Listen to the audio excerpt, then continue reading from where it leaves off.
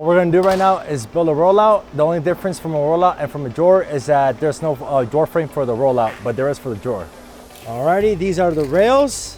These rails will go on each side of the rollout. These big ones are gonna be the ones that are gonna go inside of the cabinet. Alrighty, this is the drawer front of the rollout.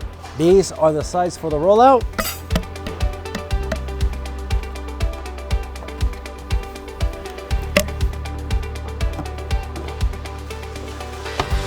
And this rough part is the one that has to be out all the time, always. The smooth part always has to be on the inside. And this is the back part of the rollout.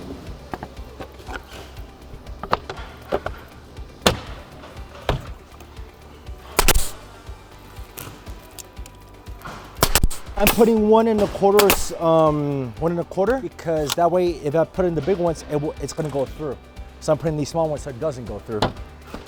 And I'm putting 2 nails on each side of these side panels too.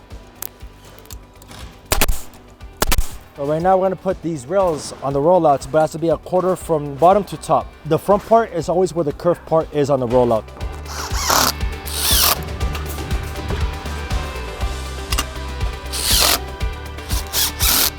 All right, we got both sides done. Now all we gotta do is install this inside here. In order for that to happen, we need a block that's 3/4. Put it right there on the side of it. So that way, when I put the rail, it's gonna be equal to this right here too, on the frame.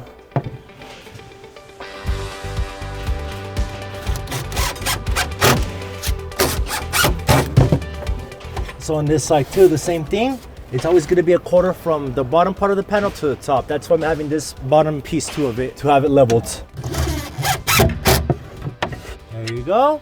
Now we all just gotta do is put on the glides of the rollouts inside these clips, door clips. And also a quick reminder, always have this part where it slides to the very end because it'll be much easier that way. If you have it in the very back, it will not go in.